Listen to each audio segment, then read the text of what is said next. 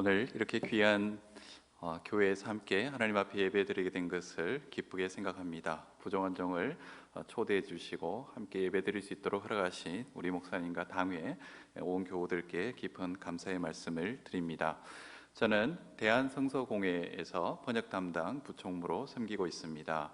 대한성서공회는 우리가 지금 이렇게 사용하고 있는 성경을 번역하고 출판해서 보급하는 기관입니다. 그래서 번역하는 일과 또 이거를 출판, 그 다음에 이제 국내뿐만 아니라 해외로까지도 성경을 필요로 하는 곳에 보내는 선교의 사역을 감당하고 있습니다. 지금 현재 또 다음 세대 젊은이들이 우리 여기 계신 성도님들과 같이 귀한 믿음을 이어갈 수 있도록 믿음의 대를 잇는 데 도움되도록 새로운 성경을 번역하고 있습니다. 새 한글 성경이라고. 그래서 이제 올 연말쯤에는 우선적으로 신약과 시편을 선보일 생각인데 여러분들께서도 기억나시는 대로 기도해 주셔서 새롭게 나올 성경이 다음 세대 젊은이들에게 귀하게 읽히고 하나님의 복음을 깨닫고 믿음의 대를 이어가는 도구로 쓰일 수 있도록 함께 기억해 주시고 기도해 주시면 고맙겠습니다. 오늘 읽은 이 본문 말씀은 우리에게 너무나도 익숙한 예수님의 치유기적 이야기 가운데 하나입니다. 오늘 본문은 크게 두 부분으로 이루어져 있는데 먼저 40절부터 42절을 보시면 한 나병 환자가 예수님께 찾아와서 자기의 나병을 깨끗하게 치유해 달라고 간청하는 내용으로 되어 있습니다. 그러자 예수님께서 이 나병 환자에게 손을 내밀어 그에게 대시며 깨끗함을 받으라 명하셨더니 이 나병 환자의 나병이 치유되고 깨끗함을 입었다라고 하는 그런 내용입니다. 그 다음 두 번째 부분은 43절부터 45절에 나오는 내용입니다. 치유가 이루어진 다음에 예수님께서 이 나병 환자에게 두 가지 말씀을 하십니다. 엄히 경계하시면서 먼저 제사장에 가서 너의 나은 몸을 보이고 또 모세 율법에 명한 대로 예물을 하나님께 바치라 하는 그런 명을 내립니다. 그런데 이때 예수님께서는 이 사실을 아무에게도 말하지는 말라라고 하시는 내용으로 되어 있습니다. 이렇듯 성경에 나오는 복음서에 나오는 예수님의 치유기적 이야기는 크게 두 부분으로 되어 있습니다. 하나는 치유기적 자체에 관한 보도이고 또 하나는 치유가 이루어진 뒤에 그 다음 이어지는 일들에 관한 보도라고 할 수 있겠습니다. 먼저 이 치유기적 자체에 관한 40절부터 42절을 보시면 여기에서 우리는 예수님의 속성 두 가지를 발견할 수 있습니다. 하나는 예수님의 사랑이고 또 하나는 예수님의 능력입니다. 먼저 예수님의 사랑과 관련하여서 41절을 다시 한번 보시면 예수님께서는 깨끗함을 얻기 위해 찾아온 나병 환자를 불쌍히 여기셔서 그에게 손을 내밀어 대셨다라고 되어 있습니다.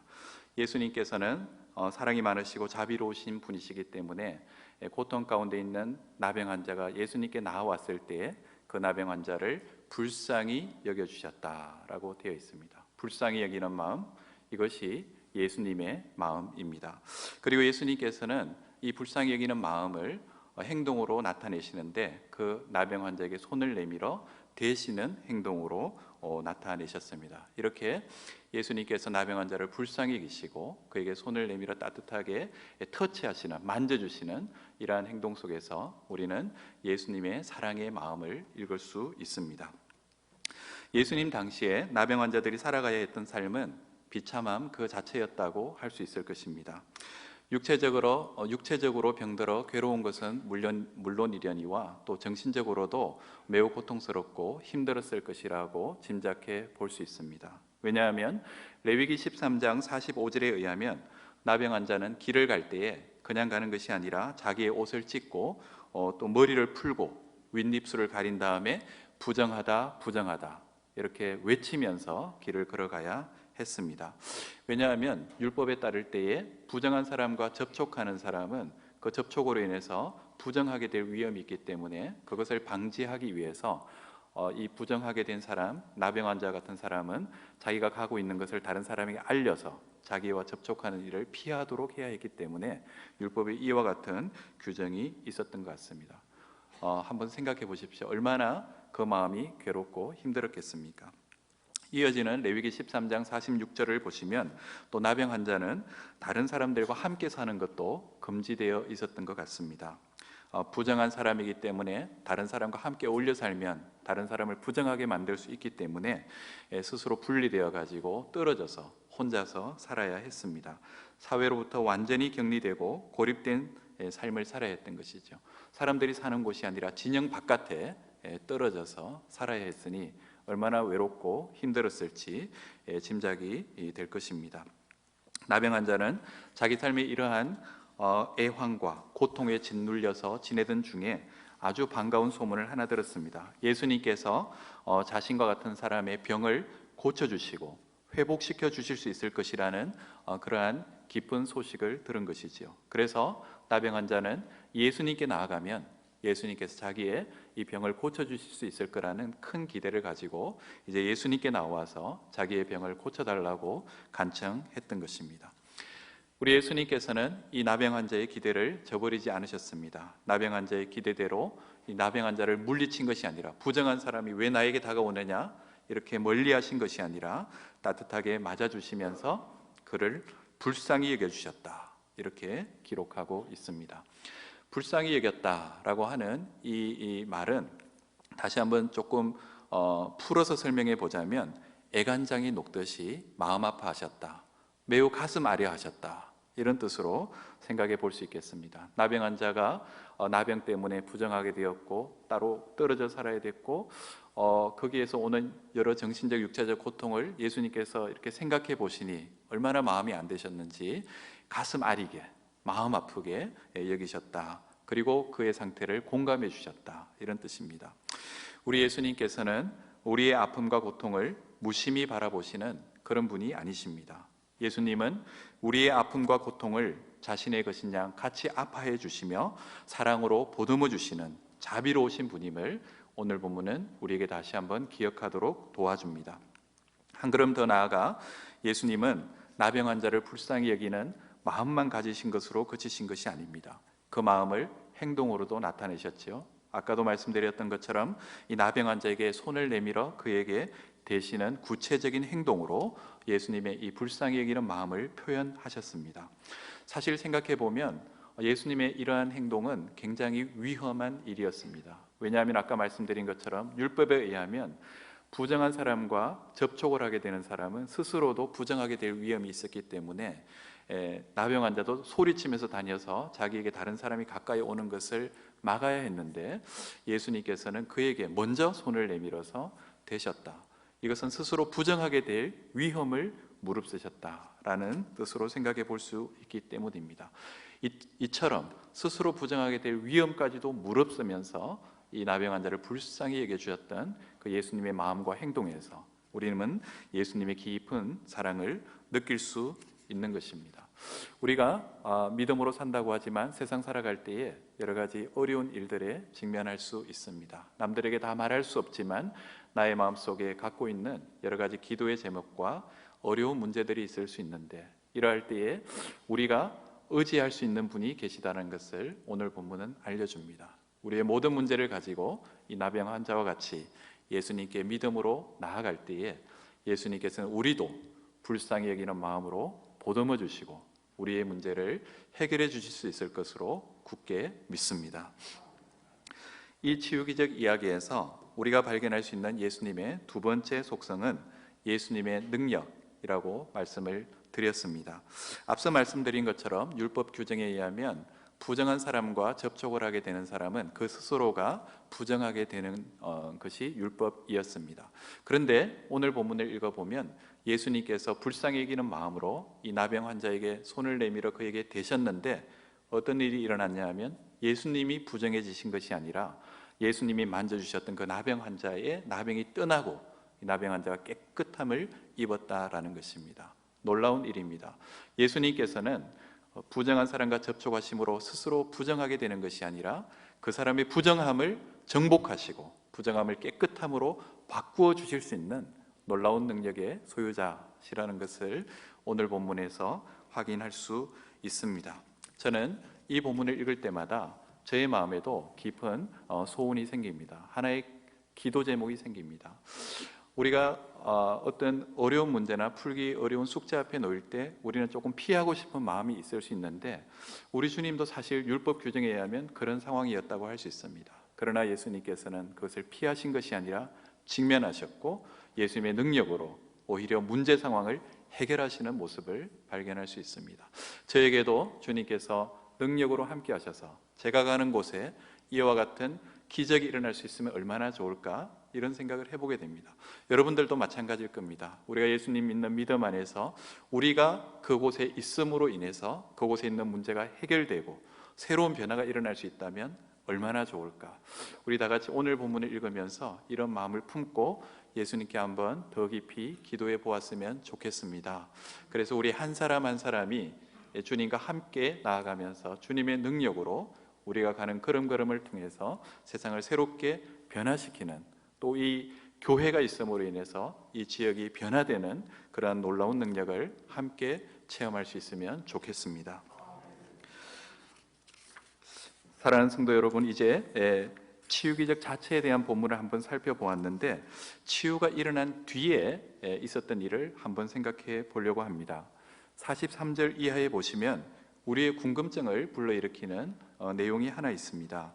예수님께서 나병 환자를 고쳐주신 뒤에 나병 환자를 내보내실 때 엄히 경고하시면서 두 가지 명령을 하십니다.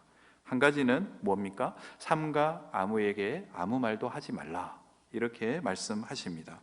그리고 다른 한 가지는 제사장에 가서 내 몸을 보이고 모세 율법대로 깨끗함을 입은 사람이 드려야 할 예물을 바치라 하는 그런 말씀을 하십니다. 제사장에 가서 몸을 보이고 모세가 명한 것을 이렇게 드림으로써 병 나은 것을 입증하라라고 하는 명령은 비교적 쉽게 이해가 되기도 합니다.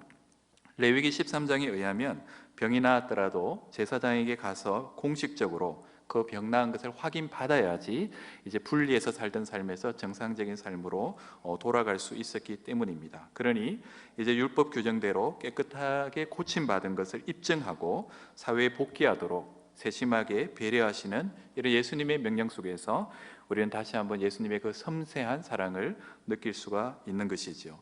그런데 첫 번째 명령은 이해가 조금 어렵습니다.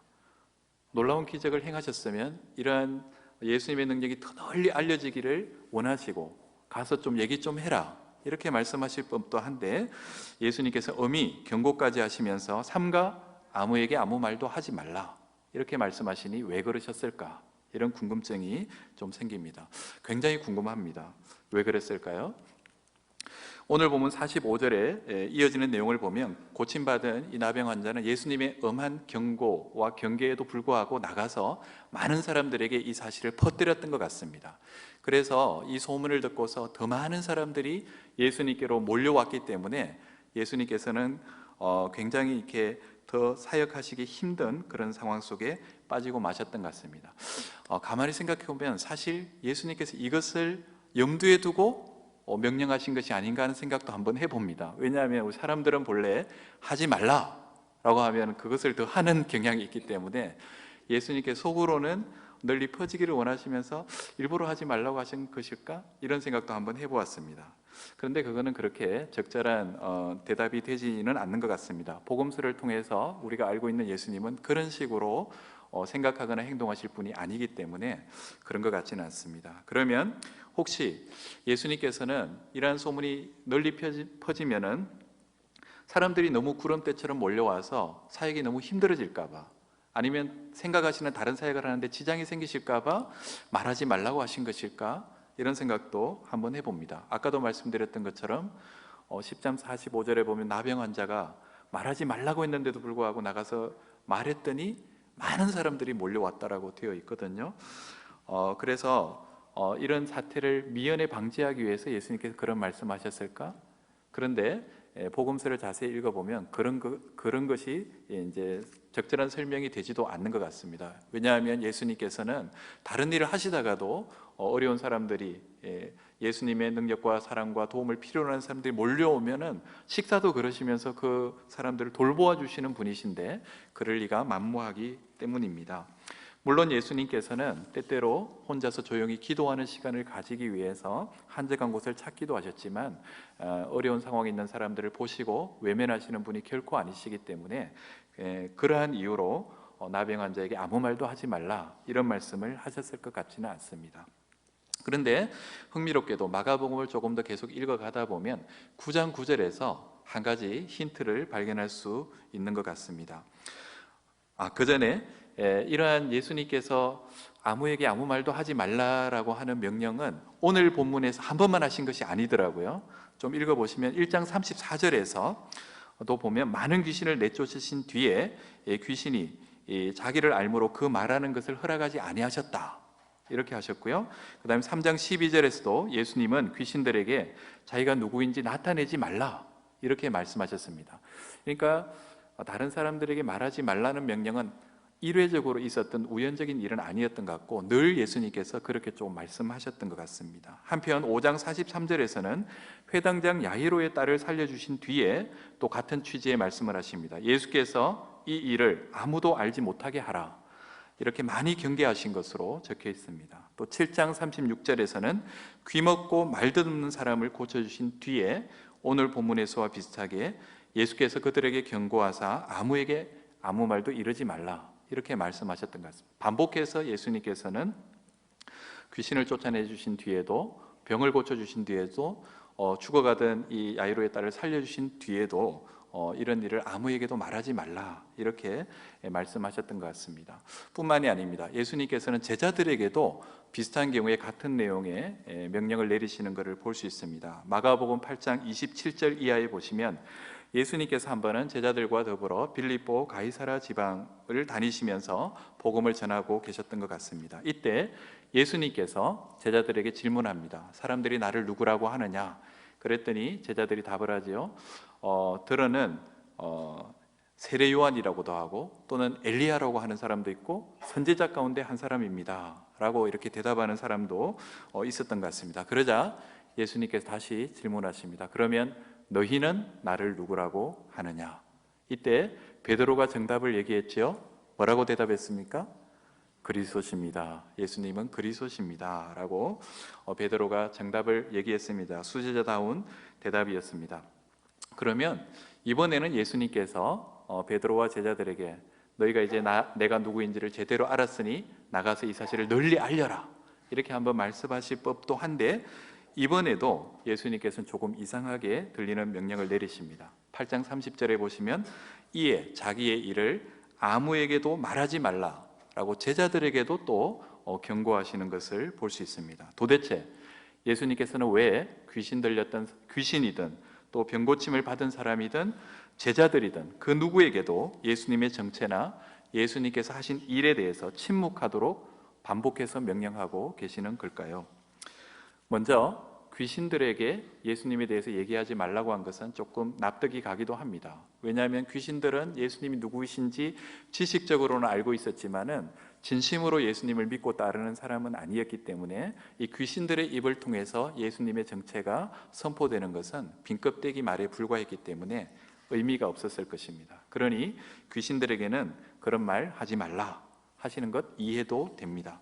그러나 여전히 병고침을 받은 사람들과 제자들에게 하신 예수님의 명령은 계속해서 잘 이해가 되지 않습니다. 예수님께서 왜 그런 명령을 하신 걸까요? 이제 9장 9절을 보시면 그 힌트를 한 가지 우리가 발견할 수 있습니다. 9장 9절 제가 한번 읽어드립니다. 그들이 산에서 내려올 때에 예수께서 경고하시되 인자가 죽은 자 가운데서 살아날 때까지는 본 것을 아무에게도 이르지 말라 하시니. 겉으로 보면 지금까지 내리셨던 명령과 비슷해 보입니다. 그런데 조금 자세히 살펴봤으면 좋겠습니다. 이 9장 9절 앞에 2절부터 8절은 변화산 사건을 보도하는 내용입니다. 예수님께서 변화산에 올라가셔서 영광스러운 모습으로 변화되시는 그런 일이 일어났지요. 그리고 하늘에서 음성이 들려왔습니다. 이는 내 사랑하는 아들이다. 너희는 그의 말을 들으라. 이렇게 말씀하십니다. 여기서 지금 우리가 생각해보고 있는 맥락에서 중요한 사실 하나는 예수님께서 하나님의 아들 메시아라는 사실이 다시 한번 하늘의 음성을 통해서 확인되는 그런 순간입니다. 그러니 이제 예수님이 누구신지를 이런 환상을 통해서까지 다시 한번 확인했던 제자들에게 이제는 너희가 나가서 얘기하라 이렇게 말씀하실 법도 한데, 아까 읽어드렸던 9장 9절을 보면 아무에게도 얘기하지 말라, 다시 한번 함구 명령을 내리시는 것입니다. 너무나 이상합니다. 그런데 지금까지 내리셨던 금지 명령과는 다른 한 가지가 이 9장 9절 말씀에 있습니다. 여기에는 단서가 하나 붙어 있습니다.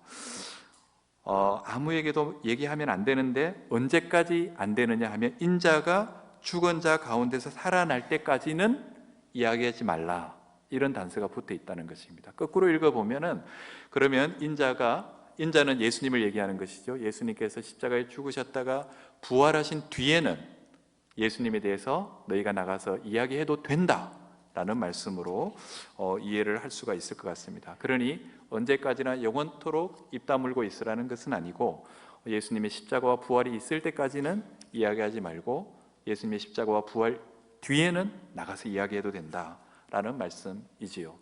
여기서 우리가 깊이 묵상해 보아야 할 중요한 포인트가 한 가지 있습니다. 예수님의 십자가와 부활이 있은 뒤에는 왜 허락하시고 그전에는 나가서 말하는 것을 금지하신 것일까? 이거를 한번 생각해 보아야 한다는 것입니다. 그것은 예수님의 십자가와 부활을 제대로 이해했을 때라야 예수님이 누구신지를 제대로 이해하고 예수님이 하시는 일의 의미를 깊이 이해할 수 있다라는 뜻으로 한번 새겨볼 수 있을 것 같습니다. 생각해 보십시오. 병고침을 받았던 사람들이 밖에 나가서 예수님에 대해서 얘기하면 무슨 얘기를 할 것 같습니까? 예수님이 나의 병을 고쳐주셨어, 예수님은 놀라운 기적을 행하실 수 있는 능력자셔, 이렇게 이야기하겠죠. 물론 이렇게 예수님에 대해서 이야기하는 것이 틀린 내용은 아닙니다. 사실이죠. 있는 그대로입니다. 그렇지만은 예수님께서 기적을 행하실 수 있는 분이다 라고만 이해하고 있다면 그것은 예수님에 대한 온전한 이해라고는 보기 어려울 것입니다. 그러한 이해에 머물러 있는 사람은 나중에 어떤 일이 예상되냐면요, 마가복음 14장 51절에 보면 예수님께서 이제 순환을 당하시는 과정에서 붙잡혀 가십니다. 그때 예수님을 가까이에서 따랐던 한 청년이 자기가 걸치고 있던 배 혼니부를 벗어버리고 벗은 몸으로 도망갔다라는 내용이 적혀 있는 것을 볼 수 있습니다. 예수님을 단순히 기적을 행하실 수 있는 능력자 정도로만 이해하는 이들은 예수님께서 우리의 눈으로 보기에 무능한 모습으로 비춰질 때는 얼마든지 예수님을 버리고 떠나버릴 수 있는 위험이 있다는 것입니다. 그렇기 때문에 예수님께서는 우리가 단순히 예수님을 기적을 행하실 수 있는 분 정도로만 이해하고 거기에 머무는 것을 원치 않으셨습니다. 예수님은 십자가에 달려 돌아가심으로 우리의 죄를 대속하시고 우리에게 영원한 생명을 주시기 위해서 오신 분이라는 사실을 깊이 깨닫기를 원하셨던 것으로 이해해 볼 수 있습니다. 그렇기 때문에 그 깨달음에 이르지 못한 상태에서 밖에 나가서 예수님에 대해서 하는 얘기는 예수님에 대한 온전한 이야기가 될 수 없기 때문에 그것을 막으셨던 것이 아닌가, 이렇게 한번 생각해 볼 수 있습니다. 베드로가 예수님을 그리스도로 고백했던 이야기로 다시 돌아가 보시면 예수님께서는 베드로에게 아무에게 아무 말도 하지 말라 이렇게 명령하신 다음에 그 다음 무슨 일을 하셨나 하면 예수님께서 십자가에 달려 돌아가실 그 순환에 대해서 처음으로 예고하시는 그런 본문 말씀이 적혀 있습니다.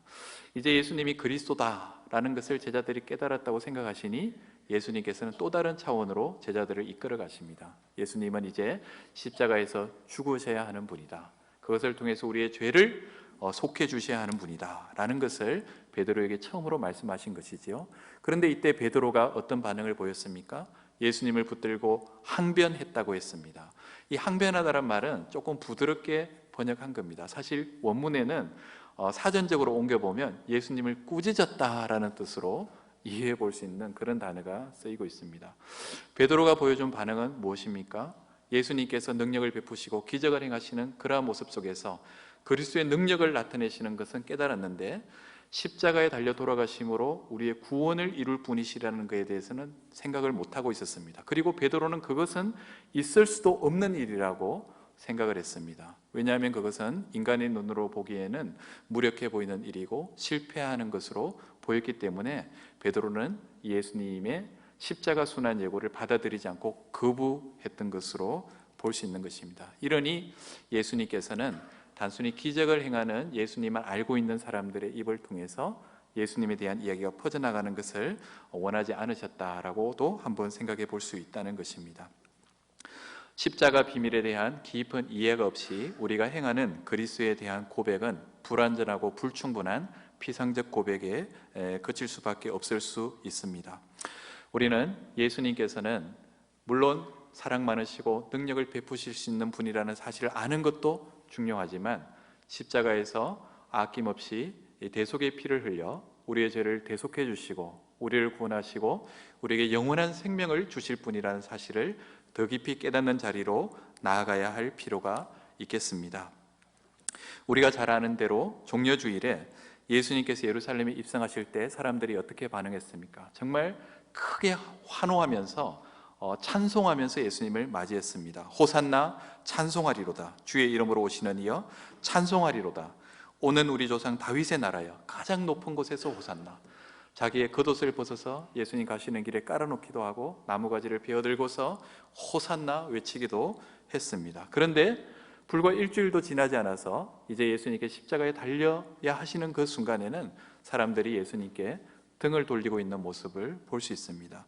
그들은 예수님을 기적을 행하며 능력을 베푸실 수 있는 자 정도로 알았고 그런 능력을 가지신 분으로서 지금 자기들이 로마의 식민지로 압제 가운데 있는데 그 능력을 써서 이스라엘을 회복하고 독립을 가져다 줄 그런 능력 있는 메시아로 기대했는데 이제 십자가에 달려 돌아가시게 되었으니 더 이상 예수님을 따를 필요가 없다라고 생각했던 것 같습니다. 그래서 예수님께 매정하게 등을 돌려버리는 그런 모습을 볼 수 있습니다. 사랑하는 성도 여러분, 여러분께서는 예수님을 어떤 분으로 알고 믿으십니까? 어떤 분으로 예수님을 믿고 따르고 계십니까? 혹시 예수님을 하나님의 아들로 인정은 하면서도 사실은 예수님이 아닌 다른 대장을 섬기면서 귀신들처럼 그저 예수님이 하나님의 아들이다 입으로만 지식적으로만 고백하는 그런 지식적 믿음의 소유자는 아닌지 한번 생각해 볼 필요가 있을 것 같습니다. 아니면 병고침을 받은 자들과 성령 충만 받기 전에 부활 체험하기 전에 제자들처럼 예수님을 단순히 기적을 베푸실 수 있는 능력자 정도로 알면서 예수님 곁에 있으면 나에게도 뭔가 좋은 일이 있겠구나, 예수님 능력을 힘입어서 내가 높은 자리 한 자리 하고 또 내가 가지고 있는 여러 가지 세상적인 일시적 현세적 문제를 해결할 수도 있겠구나, 이런 기대를 가지고 예수님을 따르고 있지는 않은지 한번 생각해 볼 필요가 있겠습니다. 물론 예수님께서는 그런 문제도 해결해 주시겠지만 우리가 예수님을 우리 삶의 필요를 해결하고 우리 문제를 푸는데 도움되는 분 정도로 거꾸로 예수님을 도구로 삼는 신앙을 가지고 있다면 그것은 예수님을 기쁘시게 하는 신앙이 아닐 것입니다. 우리 예수님께서는 우리에게 십자가의 고난과 낮아짐을 거쳐서 부활을 통해 우리를 구원하시는 구주와 주님 되신 예수님을 전적으로 믿고 신뢰하는 그러한 믿음을 요구하고 계십니다. 단순한 지식적 동의나 일시적 현세적 믿음을 추구하는 사람들은 예수님을 제대로 알고 있는 것이 아니었기 때문에 예수님께서는 그들의 입을 통한 그리스도에 대한 선포를 기대하지도 않으셨고 또 허락하지도 않으셨던 것입니다. 예수님은 십자가와 부활의 깊은 의미를 깨닫고 고난의 길이 된다고 하더라도 예수님께서 가신 십자가의 길을 걷는 가운데 부활의 능력을 맛보기 원하는 그러한 참된 성도들을 찾고 계십니다. 그들의 입을 통하여서 능력의 복음, 십자가의 비밀, 부활의 능력이 선포되기를 원하고 계십니다. 사랑하는 성도 여러분, 이번 한 주간 동안 우리를 구원하시기 위해서 십자가에 달려 대속의 피를 흘려주신 우리 주 예수 그리스도를 더 깊이 묵상하며 주님께로 가까이 나아갈 수 있는 복된 은혜가 여러분과 함께하기를 간절히 기원합니다. 우리가 지식적 수준에 머물지 않고 예수님을 도구 삼는 신앙에 머물지 않고 우리에게 영원한 생명을 주시는 십자가 비밀을 깊이 깨닫고 그 앞에서 더 큰 은혜와 감사를 느끼며 하나님을 찬양할 수 있는 복된 자리로 나아갈 수 있기를 원하고 이 정읍중앙교회가 그러한 십자가 부활의 비밀, 그 능력을 선포하고 널리 알리는 복된 교회로 우뚝 설 수 있기를 간절히 소망합니다.